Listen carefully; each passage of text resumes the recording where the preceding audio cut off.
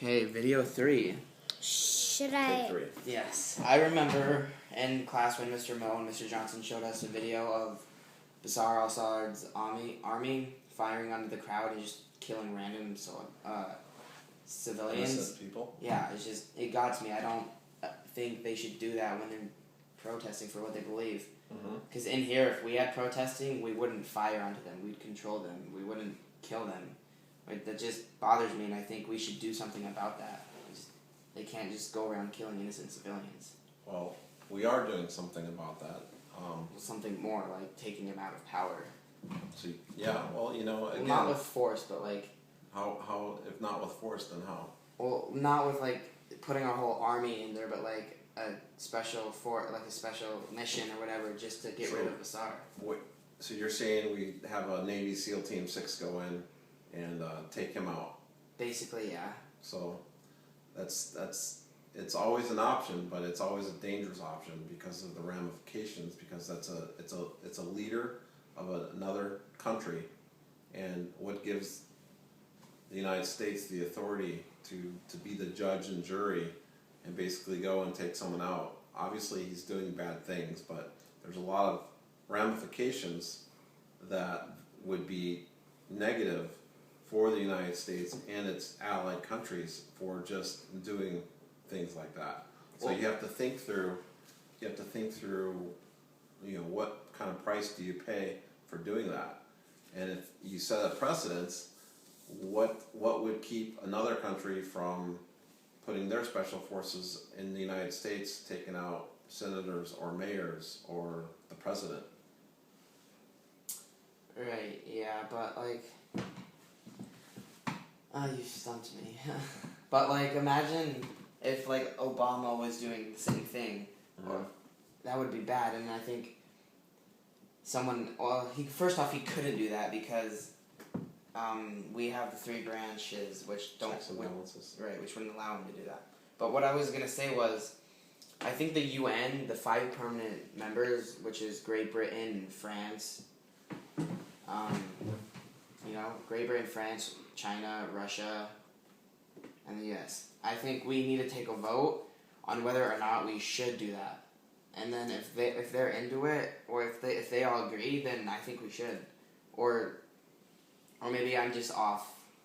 What do you think? Do you think we should, like, if they all... I don't think you're off. I just think it's an option. It's a dangerous option. And say we did do that, what do you think the aftermath would be or would look like? Well, like we talked about earlier, it's in the most contested area of the world, the Middle East. Contested, which means... It's just, there's a lot of conflict in the Middle East. And the Middle East, generally, there's a lot of conflict between the Middle East and the United States and the Western countries. So tensions are high, is what I'm saying. And so, because of that, I think that's a very dangerous option. And you have to think through it very, very, very carefully. Perhaps working with secret clandestine services like the CIA, we have groups within Syria, the rebels actually do it. But I think it'd be very dangerous if we had a SEAL Team 6 or another clandestine special forces team do that. Or even from another country or a unified team go in there and do that from those 5 nations that you mentioned. I think we need to continue to work at the United Nations level, impose the sanctions, and continue to do that. And generally, these nations that do this, generally they will fall, and it's just a matter of time. Hopefully, for the innocent people there, it's sooner than later. In Syria, there's 2 major groups. There's the Sunni and the Shia. And I think they need to agree before anything like progressive happens.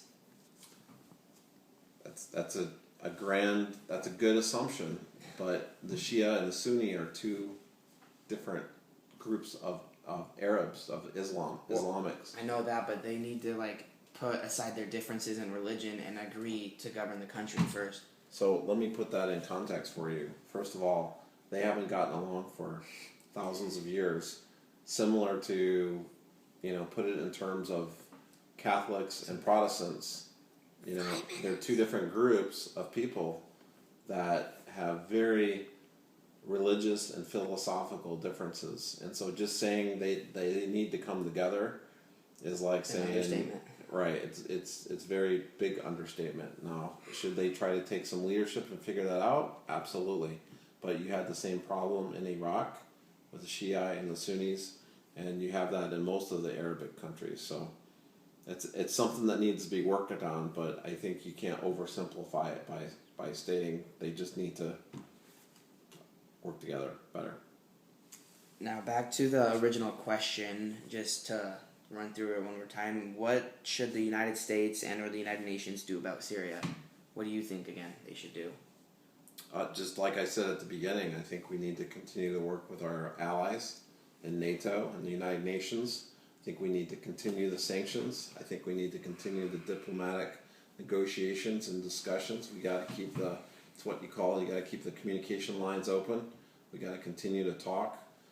We have to talk to the Russia premier, the Chinese leadership, to all of our other nations. We need to get some of the more powerful countries that in the Middle East, like Saudi Arabia, to take a leadership effort to try to resolve this. And then we need to continue to arm the rebels and make sure that they have the weapons that they need to protect themselves, and the food and medicine. And then last resort, if all else fails, then some sort of military solution may be warranted. I agree, but like the rebels, they're in trouble because Basar's group